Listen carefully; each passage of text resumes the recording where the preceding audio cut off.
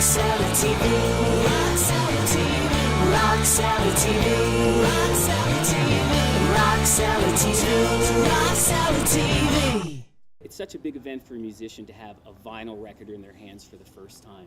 Do you recall that moment for you? Well, for me, I came through 78s and then LPs, we used to call them. And I think one of the incredible moments, I knew this friend. We were in school together, but then I started doing some odd jobs for a husband, and she gave me the first album by James Brown. And in Liverpool in those days, you know, it was like about 58, 59, something like that. And that was like, wow. So yeah, but even bigger than that was when the Beatles made a record and we held that little 45 vinyl. That was incredible. You know, that was a mind blower. That's the ultimate, yeah. So after the Beatles stopped touring in '66, it took 23 years for you to get back out on the road again, and you're out to stay. Well, I had done some gigs. I played with Bob at a gig, and I played with the Beach Boys and Washington one time, and so there was odd stuff, and I was, you know, hanging out with other musicians, sometimes playing with them, but then I sort of slowed down a lot, you know, and I didn't want to go on tour, and was just hanging out. And then it just seemed to be the right time. You know, everybody knows my story. I ended up in the rehab in '88, and I put the first All Stars together in '89, because that's the difference. Yeah. What was it like that first show where you were the front man of Yeah, the I know. show? What was that like in Well, '89? before that, I was terrified. I mean, I said yes, and then, well, now you got to carry on.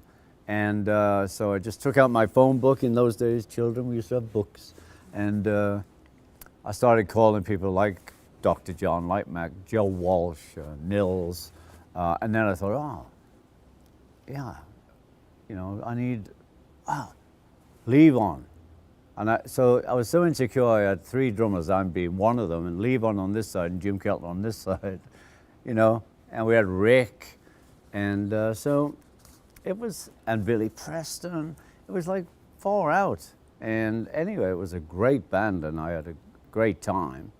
And so, as you can tell, I've been doing it ever since. And We're on the Road Again, the lead-off track from the new record, espouses that love of what you do. Yeah. Yeah, that was funny. I mean, you must have heard it because, you know, On the Road Again by Willie. And I thought, oh, we're on the road. Yeah, we're a band. So that's how we got over that. Yeah, and it rocks. And it's Lukather and I. We wrote it. And, you know, I have a lot of really incredible musician friends who do me the favor. They come over, they hang out, they play, you know, we write or whatever. And that's how I make the records now. I have a lot of fun making them. And, you know, I get to jam with a lot of really cool guys. Well, you've written songs on your own, obviously. I have. Starting back with Don't Pass Me By, but you've always worked with people. You've always enjoyed that collaborative spark. Talk a bit about that collaborative spark with all the artists that you work with. Well, you see, if we have a title, any of the co-writers on my record, we only need a title. We'll write you a song. And, but because it's my record, it's usually directed into a peace and love moment, you know? People were talking about how rock is dead. Now, I certainly don't ascribe by that, but there are some people saying that rock and roll as we love rock and roll is not happening anymore. What's your prognosis on what? Well, are we rock and roll? I mean, I was in the biggest pop band. They didn't even call us rock and roll. You know, I think we relate to rock, you know, from Eddie Cochran to Chuck Berry. They were the first, like, big guys in my life. And Little Richard did everything swing. You know, that was far out. But I think we feel we're rocking. But I don't know who these people are who are saying as rock and roll is dead. Yeah. In terms of what you do, in terms of writing, when do you think you really found your groove as a songwriter? Obviously, you wrote some songs and co-wrote songs with the Beatles. Yeah. When did you find that groove? Well, you know, I had been writing and, you know, Don't Pass Me By and things like that. And then I would write. Why I started calling George Harrison, I would write 20 verses because I never knew how to end them. And so I'd say, you want to, I got this back off Boogaloo, say, you know, it goes on forever. And he'd say some words, I mean, he'd write some words, and Photograph was the same. And I had a song that had 47 verses, like Bob Bloody Dylan. And I gave it to Harry Nilsson to edit, and he got it down to 17. And I still haven't recorded it. What do you think is the best piece of advice that someone's given you that has stuck with you? I think as a player, enjoy it, and I do. And it was a dream at 13. I'm still fulfilling that dream, you know, playing every night. Yeah, and I also believe, because it's happened to me, that when I go and see some other bands, that I don't want to hear you moaning. And I don't want inter-band jokes that I'm not part of. So I've kept that. Mine's a love fest. When I work, it's a love fest. I love the audience. They know that they love me back. And we have a lot of fun. Because they're off of my act. I'm relating to them because I come from that school. Back Off Boogaloo, it's a great version on the record. It's Oh, yeah. a reworking, but something that was the initial idea, right? What's the story behind it? Well, you're talking about the track on the Give Love Yes. CD and LP. Yes.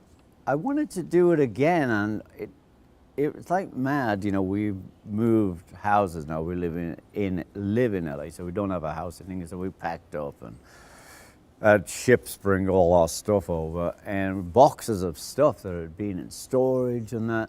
And I found a 2-inch reel-to-reel with me singing Back Off and this great guitar, you know, and I'm going, who the hell was on guitar? And then I go, E-A-G, oh, it's me. Well, I loved me. And so that's how it started. Then I had the idea, okay, well, I want to do it straight, not that marching one. And I wanted to use that voice. I wanted to use the voice off the George Harrison production of it. And I wanted to use this voice I have now. And that's, if you listen to it, it's got all of that. Tell me about the song Electricity. Not much is known about Johnny Guitar, who was the guitar player Yeah. in Story of the Hurricanes. Tell us about him and what made him. Well, he was a really great guy and a great player and his stance. He was rhythm mainly, a bit more like John, mainly rhythm, but he would throw stuff in because we had another guy, Ty, who was the lead. I just loved his attitude. You know, he was like rock. He was rock and roll. And I thought, yeah, I want to give Johnny a nod. And, you know, because that's what it does. If you're writing, I can just say, I want to do this. Let's write about that. And so that's how they start. I mean, I wish I had some like deep, meaningful conversation with you about it, but usually it just starts off, oh, you know, Johnny Guitar, I loved him, man. And that's how it started, you know. But Electricity does mention Johnny Guitar Watson as well, I think. Yeah. Well, next year's the 45th anniversary of the Ringo album. That was the big album for you that really ushered you in as a superstar. You had 2 number ones and a top 10, and that record to me really reflects that collaborative spirit. You have John, Paul, and George on it. You have the band on it. You have Billy Preston. Yeah, but let me stop you. Like a lot of by accident, just happened that John was doing something in LA, and you know they came in. It wasn't like, oh, we got to go and help Ringo. It was like they were doing stuff and. It was like far out. But you know, if you look at the credits, we had the band on there, we had all these people on there. I'm a musician's musician. I like to hang out with musicians. And so I think that may have been like a stepping stone to the all-star band, where we had lots of different people, you know. And I like to say we are the best 1-800 band in the land. If we do another album, I'm going to call it that. You'll never know it hurts you so. I hate to see you go, don't pass me by. Don't make me cry. Don't make me blue. Can you ever stump the band No, stump them? No. What? with saying, hey, let's just jam on a song? during Oh, the no, sound we check? jam, you know. And I've had several all-star bands, and though they're cool artists for themselves, a lot of them don't understand the meaning of jamming. It's really weird, and some, like myself, I love it and they know how to jam, but some people, musicians, get a bit lost jamming. What do you mean, you know? And we just go anywhere it takes us. Yeah. We live in tumultuous times. How do you find peace in your life? Well, I meditate, I look after myself, and you know, I try to be the best me every day I can be, and sometimes it's with a little b, and sometimes with a big B. So that's what I do, and I'm always doing this, peace and love. I totally believe in it. You know, I came through the hippie kingdom, and I'm still peace and loving. You still eating lots of broccoli? I love broccoli, yeah. I I have it think with every meal. I love broccoli. I think that's the key to your longevity. How are we doing? You're good. You got like 2 more Okay, questions or cool, so. Yeah. The Beatles Sgt. Pepper Deluxe Edition, I got to hear it at Capitol Studios, and Yeah. it just blew me away. I'm not going to tell you what blew me away about it because it relates to you, but could you talk a Oh, bit about who else are you going to tell? the first time, well, that was what really struck me Yeah. most was your drumming. It really stuck. Well, with me. I think you and many others now, because of Giles and remastering, the drums are up. So people can actually really hear them. And, you know, Paul and I went to the 10-year anniversary of the Love Show. Well, it's like drum boogie. I mean, it is so far out, and we're looking at each other. What? Listen to those drums, man. I said, oh, those drums are great. You know, so people are really starting to hear them now. I mean, they were part of it, but now they're clear. So that's what I did then, and I'm doing this now, you know. And lastly, is there a Beatle album that you would love to see undergo the similar treatment? If you I could want to pick see one. them all. Really? Oh, yeah. You know, the White Album, my favorite album, if I had to pick one, because we were back being a band again after Pepper. Pepper was really great, but we were, you know, Yeah Blues were in a room like 8 by 10. The amps, the drums, everything. We are just this close to you. And I love that, because I love being in a band. Anytime you're ready. Sorry about the little raspy voice. No, I've that's just fine. been, you know, been rehearsing like nonstop for like 2 days straight. You know. Welcome the great Steve Lukather to Oh. RockCellarTV. Thank you for having me. I'm not. You co-wrote 2 songs on Ringo's album. I wanted to talk to you about That those. was big for me. That was like, you have to understand, like as a kid, life went from black and white to color when I saw the Beatles on the Ed Sullivan Show. I come from that age. I'll be 60 next week, which is why I'm growing my hair out as a FU to turning 60. The fact that I still have hair is amazing enough. But getting back to the real point we're here, the Beatles, come on. That was the on switch to my life. Never in a million years, and I have a book coming out next year, which this is the most beautiful ending to the book that could ever be. I start out, it's about my musical career as a session musician, blah, blah, blah. Nothing too outrageous, you know. I still want to have friends at the end of the day. Anyway, it starts out with them, and to have this ending story where Ringo looked at me, like he says, I want to write a song with you, a couple songs with you for my new record. Now, we worked together on something on his last record, and it wasn't unusual to, you know, hang out with him. We live near each other, so we started hanging out, and I just adore this man. I really, you know, I'm not just saying it because he's Ringo, because, like, you know, he's just got a heart, man. Some connected, man. I mean, I feel like a long-lost brother, man. If his name was Bob Smith, he would be my best friend, you know? If he, you know, did another job or something, you know? The fact that I get to do this, and for the ending of the book to actually, he looked at me, we wrote this song, and I played most of the, you know, the other instruments because it was something that I came up with, and he came up with the lyric, you know, and we worked on some of that together to finish it because he wrote Show Me the Way for his wife, Barbara, who I also think is awesome. And he goes, you know, I played the original, I put a rough bass part down, and he came up and he played me his vocal, and he just did this killer vocal, and I was really touched by it. And I like had tears in my eyes up at the house. I live 8 minutes away from him, so I was like, just right. I ran right over. And he goes, there's just one thing, the bass. And I said, oh, don't worry about the bass, man. Call Nathan or somebody. You know, I just put a bookmark there. You know, a little placemark, you know, whatever you call that. You know, place mark. And he goes, I was thinking of something a little different. A Paul's coming over this weekend, and you know, everything stopped at that moment when I realized that I would be on a track with Paul and Ringo on a song that I co-wrote with him. I mean, never in a million years. What are the mathematical odds of that happening to a kid from North Hollywood? Not one song, but two songs. 2 songs. He wanted to write a rocker opener, just a riff song. So I came up with some weird riff on the spot. I actually thought of it on the way to his house. I didn't have nothing, and we finished the rest of it together. But just playing with him, and I've worked with I worked with Paul on a couple of different projects, and George was a friend of mine, and he played live with us. Believe it or not, my band. There is pictorial proof of this. So I mean, they're the ultimate thing to me. The fact, but Ringo and I have become close friends, and I adore them. I adore everyone in this band. Are all like musical giants, friends and heroes, the whole bit. So I get a kick out of this. I mean, it's going on 6 years. Were you in the studio when Paul laid down the bass? No, man, he surprised me with it afterwards. I wanted to come badly, but listen, I didn't want to push luck.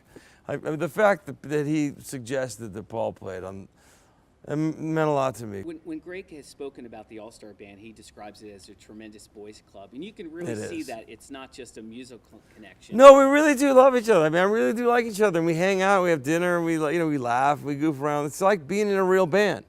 Like, we know each other well enough. We travel around together, do the whole things the regular bands do. We've been together now going, 6 years now?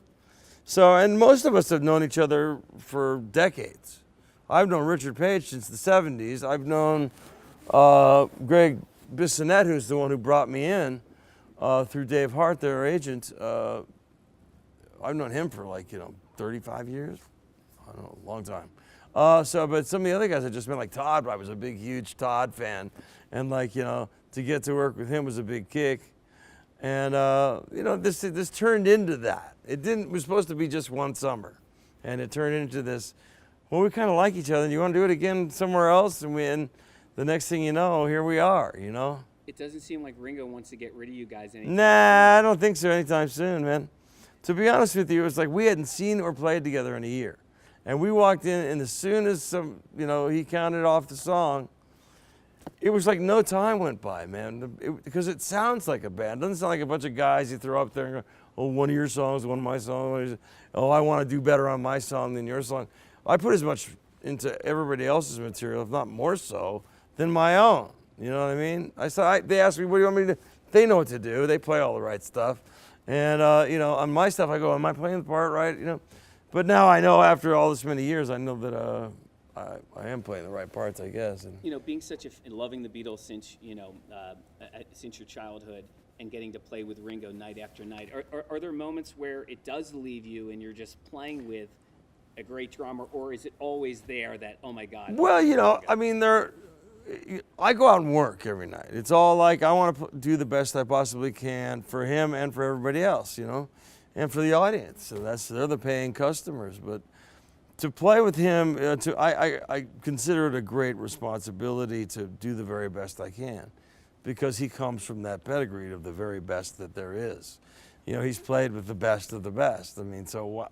The fact that I get to be a part of even a little teeny part of the history is mind-blowing to me. I mean, mind-blowing. If you'd have told me 50 years ago when I was a kid, it would have been like, yeah, and you'd be the first man on Venus, too. Why don't you go big, And for me, this gig is not work. This is not a job for me. This is doing this because I love this and I love the man. Are there some songs that you would love for Ringo to do that he's not doing in the set that you're trying to convince him to do? What would you love for him to pull out? Oh, I'd love for him to let us to do some Lennon and McCartney songs. But, he just looks at us and he goes, nope, we're not doing that. Because we played all stuff. I don't know, for whatever reason, he has a personal reason for that. Maybe it's because he didn't, he wants to do the songs that were really part of him and showcase it. And I understand that, and I respect that. But there's still a part of us, like one sound check, we were goofing off and broke into I Should Have Known Better. And he went into full Ringo, like he did the whole head thing and the side thing, and he beat the shit out of the drums. It was awesome. And at the end, and there was nobody in the room. It was like this.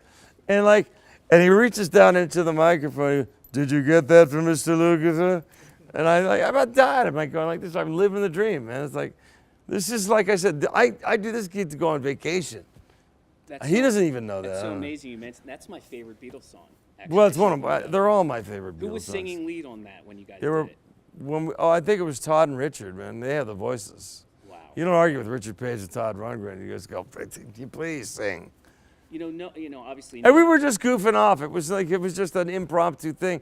Usually he goes, all right, enough. I know you love the music. It was great. I love the band too. All that stuff that he does. But, he really decided, he just said, okay, you want to hear it? He still got it, man. I will fight to the death anybody that says he ain't got it, because he's got it. Well, I saw it. I heard it. I played with him. You mentioned George, and I wanted to ask you Paul. about jamming with him at Universal Amphitheater Yeah. with another amazing guitar legend, Eddie Van Halen. Yeah, he was a dear friend of mine. How did Ed that and I come go back together? 40 years.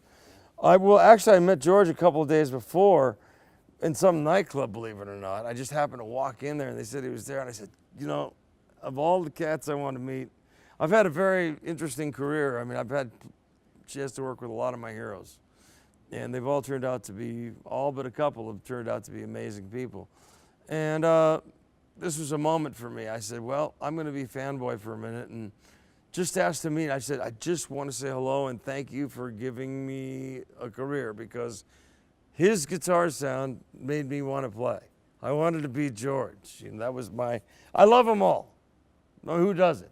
But, there's something about the sound of it. There's the way he would do the Chet Atkins thing, the way he bent and the way it sounded. I didn't know what it was at the time. I was, 7, 8 years old. But at the time when I had the chance to meet him, I said, I don't want to bother him. I don't want to be that guy. But if I could my name's Steve Lukather. I worked with Paul, and I've worked with, I'm not just some geek off the street. I just, out of respect, wanted to say thank you for everything. And I'll leave him alone. I'll walk right away. So he said, no, come on over. And I sat down, they said hi. And he was so gracious and so kind. No errors. He was just like inviting. And I said, I just wanted to say hello, man. And thank you, with all sincerity, sober as a judge.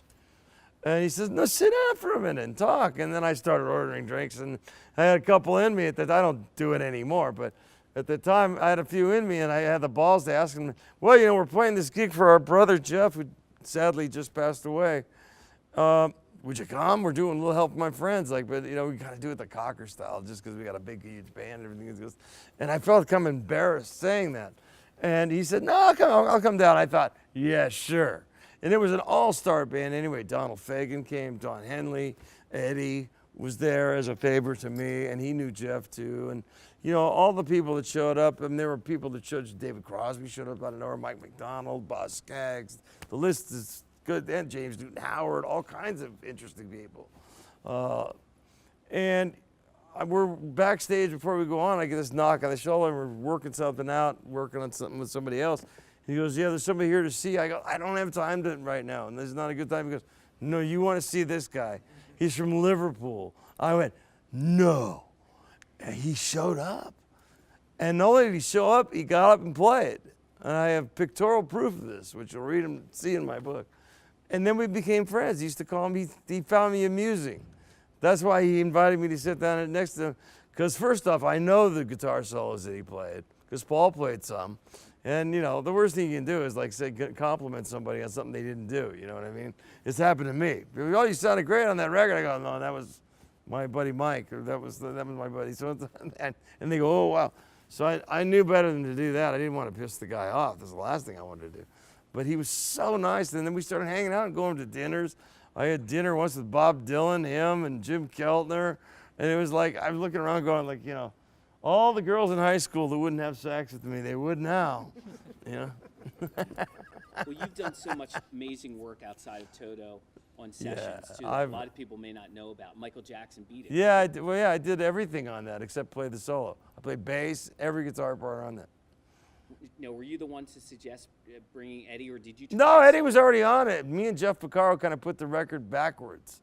Eddie and his engineer, Don Landy, cut the 2-inch tape, which had a SMPTE code, which is what, for users that don't understand recording, it syncs up the machines. If you cut it, it doesn't sync up. So Quincy Jones called and said, Luke, you got to bail me. You and Jeff got to bail me. I can't lose Michael's master lead vocal and Eddie's lead master solo. Those are, that's the whole song. So me and Jeff Porcaro put it back together for him. And did they kind of have that riff, or did you kind of help? No, that was Michael's riff. I mean, if it was my riff, we'd be on my space shuttle right now. We'd be hanging out and getting massages and stuff, you know. That's true. I want to ask you about one incredibly epic, beautiful solo you played on I Love L.A. Oh, Which that was is another. so- You know, it's funny you mentioned that. I just got somebody tweeted me about working with Randy Newman. You know, it was a great honor. You know, those are the old days, man. We used to cut live tracks. You know what I mean? He was singing live, and we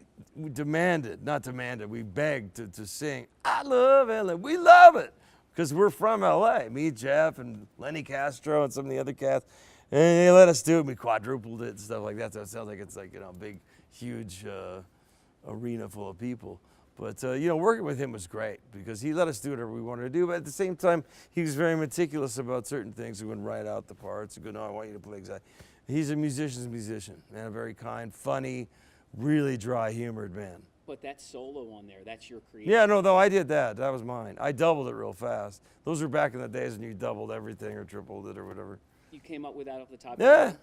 that's what I got hired to do. Wow. 98% of the parts you ever heard me play on anything, I made up myself. Well, there's another session a lot of people don't know it's you on unless they're really big Cheap Trick fans.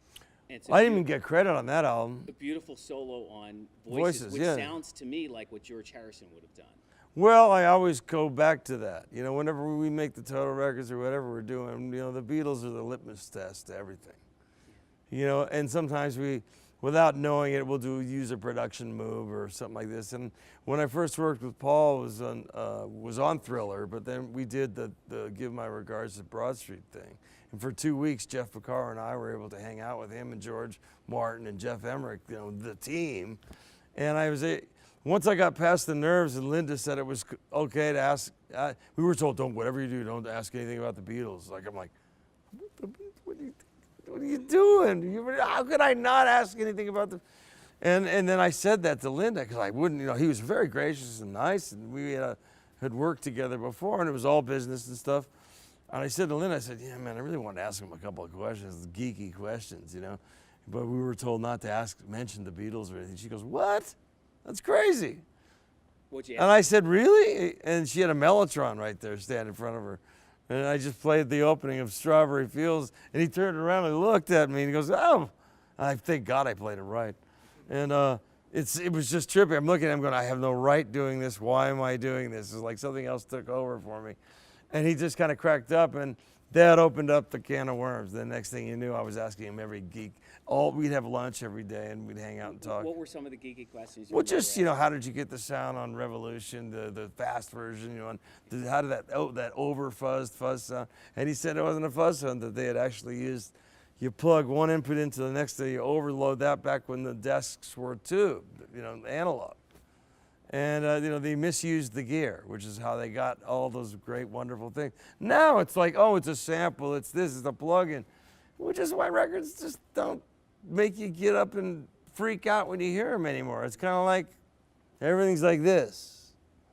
You know, nothing, you know, very little jumps out at you. I sound like some sour, bitter old bastard. I don't mean to be that because music means that much to me. I still practice every day. I still love to do it. You know, I mean, like I said, it's not all about money. I mean, I do okay, but I mean, I don't wipe my ass with $1,000 bills or nothing like that. That's a myth. Most of it goes right back into the production.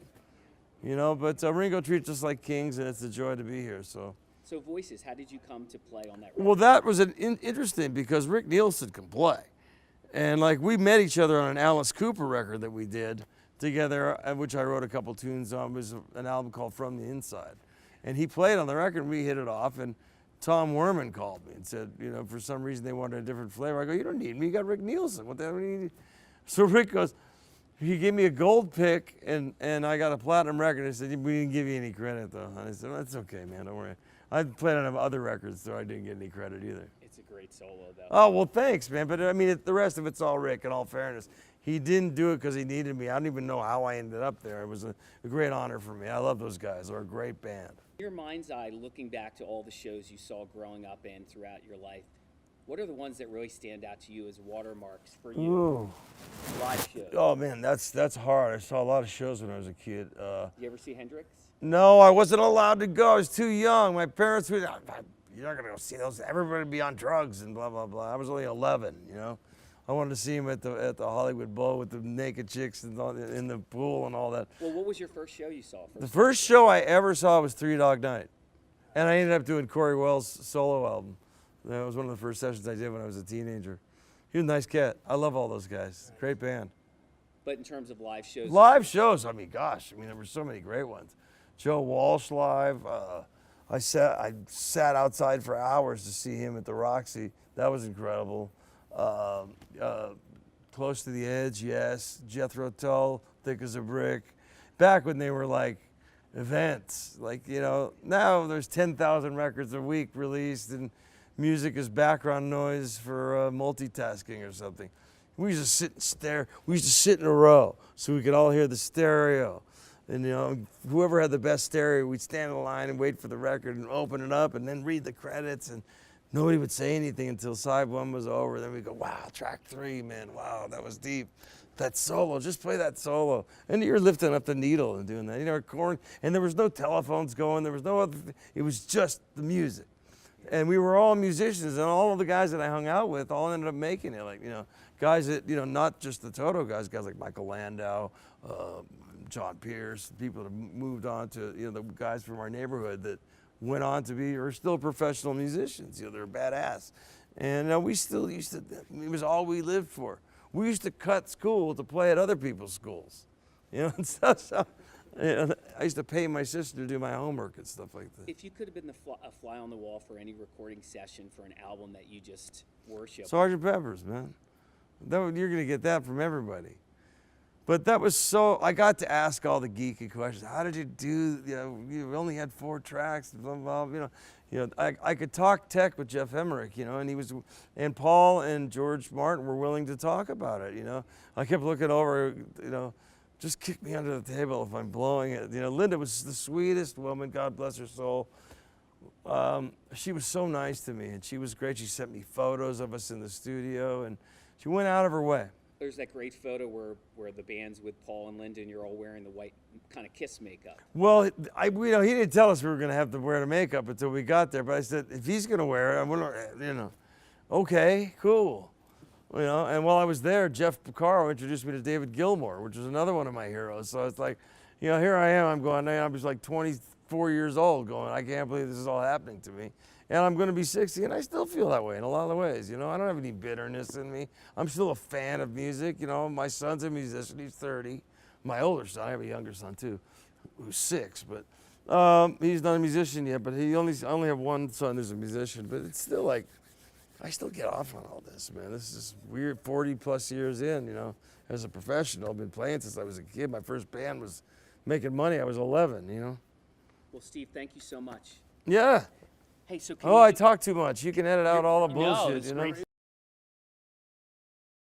So, ironically, we're in Vegas, and the first time you actually met and played with Ringo was in the late 70s. Tell me that story, and I understand there's a really interesting, fun story behind it. It was Labor Day weekend, and the Jerry Lewis telethon was on, and Jerry was convinced that he wasn't attracting a young enough audience, so he devised this thing called Jerry's Dance Party, and we put together a band to essentially entertain what turned out to be no dancers. No, about 200 people showed up in the UNLV, big hall in UNLV. But Ringo was in the band, Bill Wyman was in the band, I think Dave Mason showed up. Utopia was part of the band as well. And we just worked out a couple of quick songs. I don't think we played much longer than, I'm sure we didn't play even an hour. We had a pretty good time until Jerry decided that he was going to send Doug Kershaw on a limousine full of showgirls over, to I don't know what, So suddenly I'm on the drums next to Ringo, and Doug Kershaw is playing some Cajun classic, but he won't stop playing it. He just keeps going back to the top again and playing it and playing it. We're getting we're eye rolling at each other, and so we start to bring the tempo up a little bit at a time, and then it just starts getting faster and faster and faster until until the bow is flaming and horsehair is flying everywhere. And yeah, it was at that moment I realized, wow, I'm playing with Ringo. It was kind of cool. But I didn't see Ringo again for, well, till 1993 after that. You've been back more than anybody. Probably. I think Ringo asked me to be on the very first All-Star band, but I was already committed to something else, so couldn't do it. So I got in like 2 bands later. And then again, a couple of years after that, when Jack Bruce and Gary Booker and Simon Kirke were in the band. And then add these 6 years to that. You know, when the Beatles first came out, at what point did they instill in you a sense that I can do this, I can write songs, I can tap into this is exciting? Well, it didn't occur to me to write the songs at first. As much as I enjoyed the material, I was more obsessed with the guitar than anything and would learn all the George Harrison solos and stuff. But a lot of people don't remember that the model previous to that was a front man and a backup band. And so you only ever knew the front man's name, and it was usually some handsome guy who could or could not sing. And you never knew the names of the guys behind him. And the Beatles was the first time you knew everybody's name, you know, and everyone, and you know, I had this sort of false sense of democracy, like everybody had, you know, a particular role to play, and it was a new formula, and all you had to do was find a couple other guys in your neighborhood, and you could put a band together. You no longer had to be Mr. Handsome. You know, you could find a role to play, and yet you would still get recognition for it. Was there a period in the Beatles tenure that really connected with you? I've always heard you love the song "Tell Me Why" from Hard Day's Night, for instance. But was it the earlier period that you really loved the most? Well, I did enjoy the earlier period. I was younger as well, you know, so it's all new, and it's and you can't wait to see what's coming next and things like that. But as time went on, I appreciated the band more for their ability and willingness to explore new things and incorporate new influences and to experiment in the studio. And so that was, I think, more my takeaway than anything. When I started writing songs, I was writing songs for guitar players, you know, and things like that. I was imitating Jimi Hendrix and stuff like that, you know. And it wasn't until I guess I got out of the Nas when I stopped being principally a guitar player that I started to write songs that were a little bit more well-rounded, I guess. And my influences are somewhat similar to the Beatles. Sometimes you think you're being influenced by someone, but then you're not fully aware of how influenced they are by somebody before that. So, you know, the R&B influences that they had kind of followed through with me, but a lot of that was because I grew up in Philadelphia. That was our native music there. And a lot of the Broadway stuff and things like that. Broadway stuff, that was a music kind of that I grew up with because my dad wouldn't allow rock and roll to be played in the house. But what was the first music where, you know, you heard this music at home, but what was the first music where you felt this is my ownership, and you went out and bought those records? Was it the Beatles or was it something earlier? First album that I bought was the Beatles' second American release, called the Beatles' second album, I believe, something like that. And I played that constantly, you know. Part of what inspired me to buy the whole album was I was out with a youth group. I was in a youth group just to get out of my house. We were at a pizza parlor, and they had a jukebox in the pizza parlor. And I hadn't really paid much attention to what was on the jukebox, but when Roll Over Beethoven came out of the jukebox, I suddenly was like, I never heard the bass drum before. You know, I didn't realize, because there was a 15-inch speaker in the jukebox, and suddenly I could hear the bass drum and hear how the bass and the bass drum locked with each other, and it was like a whole revelation, discovering the bottom end. And so that kind of, it was almost that alone, you know, that boom, boom, boom, boom, boom, boom, all through Roll Over Beethoven that inspired me to get the record. Well, on your Faithful record, you covered 2 Beatles songs, and they're beautiful, beautiful versions. I think Rain and Strawberry Fields, which are amazing that you were able to attack something like Strawberry Fields. But as a drummer, Ringo is so innovative, and those 2 tracks kind of showcase that. But now actually playing with him and playing with him for many years, what are the things that perhaps surprised you about how good he is, and the things that you love most about him as a player? Well, we get to appreciate him in a way that almost nobody else does. Because for whatever reason, and we've petitioned him constantly about it, but for whatever reason, he never plays without another drummer playing along with him. And that's fine, he keeps the rhythm together, that's good, sounds powerful, stuff like that. But Ringo has a particular feel that no one has actually duplicated. And you can only hear it when he's playing by himself. And you know, we've tried to get him, you know, please, just one song where it's just you on the drums, you know, and Greg will come up front and sing backgrounds with the rest of us. But we have yet to make any progress on that. You know, looking at your catalog, what songs in terms of as a songwriter that you can now look at and step back and say, yeah, that definitely has some of that Beatle magic in there, or at least the influx of the influences of you know, Lennon, McCartney, or Harrison as a writer? Well, you could almost say that, you know, the solo in I Saw the Light sounds like right off of a George Harrison record or something like that when he got into the slide guitar thing. I got into it for a different reason, but probably, again, we were being influenced by the same people. We were being influenced by like Jeff Beck and Eric Clapton. And it's really hard. You don't have the same objectivity that other people do. When people say they hear me in somebody else's music, I usually don't hear it. But again, it's because of the influences. You know, I only hear my influences. I don't see myself as an influence. So in that sense, you know, deconstructing my own music to figure out exactly who I stole from, and there's, you know, something that's, it's difficult for me. I don't have that kind of objectivity. How about quarterly? Is there anything in terms of chord progressions and changes that you think have that Beatle tinge? Well, if there's anything that I drew directly from the Beatles, it was the emphasis on harmonies. The harmonies were always, you know, in a lot of ways as important, you know, as the leads in a lot of the songs. And in some cases, you know, the song was all harmony, like Nowhere Man or something like that. So, yeah, I especially like those songs. You know, sometimes the ballads like Yes It Is and stuff like that, where they sing 3-part harmony through the entire song. Or This Boy. Or This Boy, exactly. You know, those kind of songs.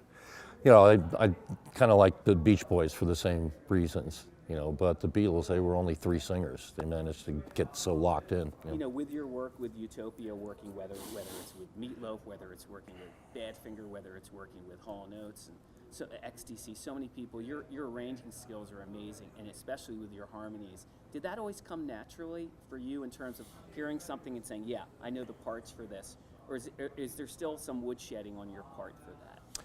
No, I was born a musician. I mean, everybody knew it from the time that I could first put my little 45s onto the fat spindle of my RCA 45 player. And I remember I had a stack of like light classical music by the Boston Pops. It'd be like Chicken Reel and Skater's Waltz and stuff like that. And they were all pressed in colored vinyl, blue and yellow and red and green. And so I would just sit there for hours, take a stack of them, put them on, and then like stare through the other ones that weren't on, listen to the whole stack, flip it over, listen to the whole stack. As soon as I got my hands on an instrument, I was picking out melodies, you know. As soon as I got a guitar, within a week I could play the Chipmunk song and Walk Don't Run. So that's just in me. You know, I know the differences between all the instruments. So I can't say exactly where it comes from. A lot of people need some musical education before they can kind of like listen to a whole ensemble and pick out the individual instruments. But that just never seemed to be an issue for me. Do you recall the first time you held a piece of vinyl in your hand that you had played on? What that experience was like? Do you recall that moment? It must have been the Nas. It was probably the Nas, maybe the Nas first single. The vinyl, you know, that was kind of, you know, it was an interesting, necessary part of the process. But, you know, the real payoff is when you hear it on the radio. The first time we heard any of our music on the radio, that was when we really thought, wow, now you're in the music business. Was it Hello, It's Me or Open My Eyes? It was one or the other. It's funny, Open My Eyes got a little bit of airplay when it first came out, but it didn't really take off. And then somebody flipped the record and Hello, It's Me got all of the airplay after that. Wow, that's interesting. Do you recall the back? Can you tell us the backstory behind the Face the Music? I think it's a wonderful record where you can kind of pinpoint where you're synthesizing some of the songs, but they're their own entities and they're fantastic songs. Talk a bit about the process, and was it fun doing that record? We had a lot of fun, you know, listing out the songs that we wanted to remind people of, you know, but, you know, you just kind of steal the form and substitute everything else.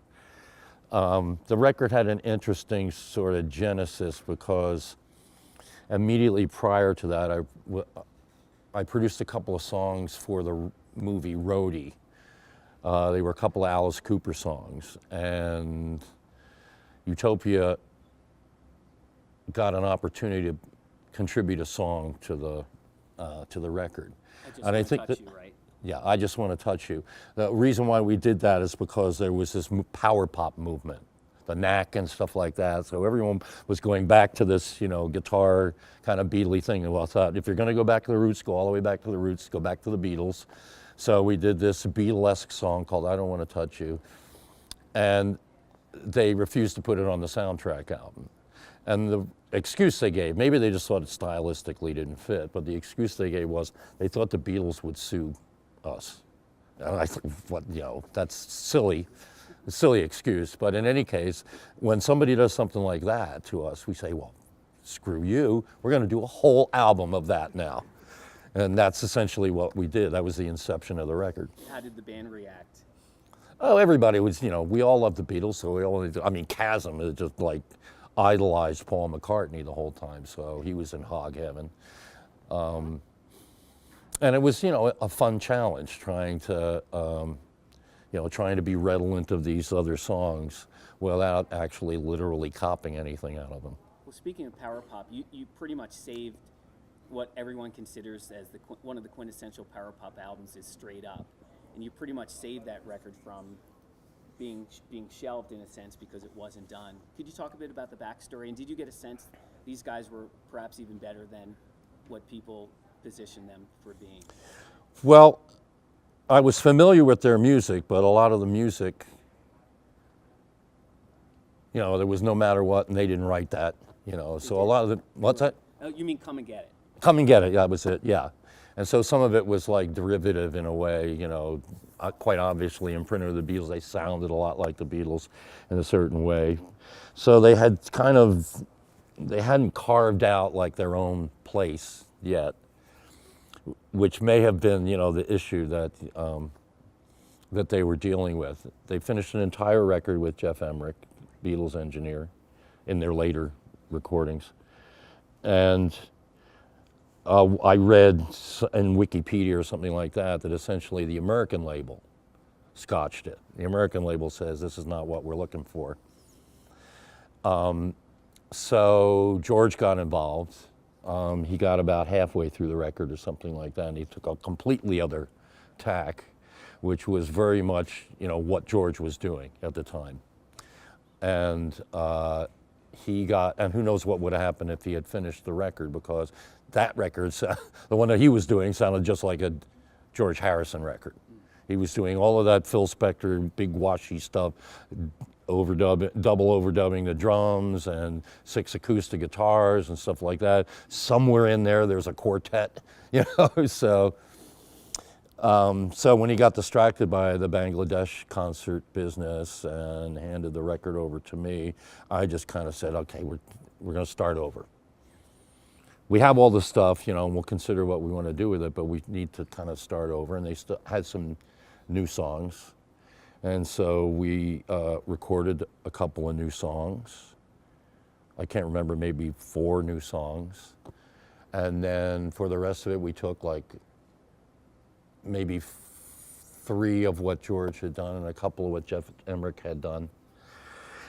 And re-recorded some stuff so it would all sound sonically a little bit more coherent, you know, so it didn't sound like it was coming from 3 different sessions. And I think one of the reasons why they brought me in was because I had this reputation for just like, let's not crap around anymore, let's get this done, you know, stuff like that. You know, I think the band was a little taken aback because they're used to all their friends being involved in making their records, so it was almost a social exercise, you know, and having somebody come in there and say, okay, we're in the studio now, we are working now, stuff like that. And so we got through the whole thing in like about 10 days, and I took it back to, I think I mixed it in Bearsville Studios, mixed it, sent it back, and then I didn't hear anything until it was on the radio.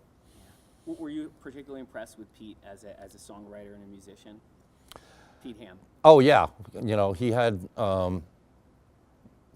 it's funny, he seemed like a very shy person, you know, so it was like, he was not very pushy about it or aggressive about his songwriting, you know, he just said, I have this song, you know, and it just happened to turn out that he wrote the most commercial songs in the band. He was not the only songwriter and not the only singer. You know, that was kind of maybe one of the confusing things about the band, and may have affected their internal dynamic, was the fact that they had an embarrassment of riches in terms of singers. Kind of like the Beatles, you know, 3 guys who could sing lead.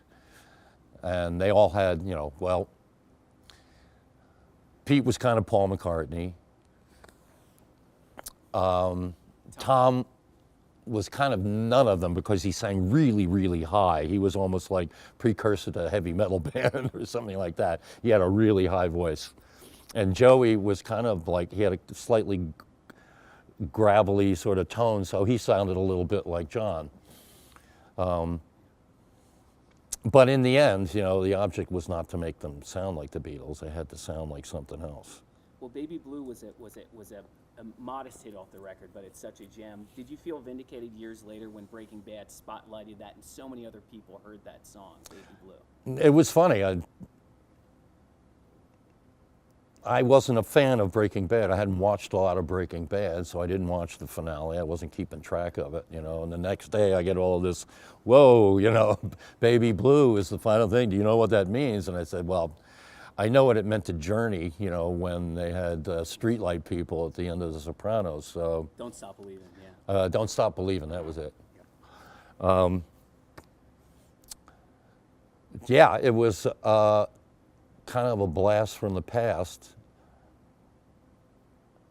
And it was, yeah, it was gratifying. First thing I did is call my manager and say, we got any royalties coming out of this? RockCellarTV, RockCellarTV, RockCellarTV, RockCellarTV, RockCellarTV, RockCellarTV.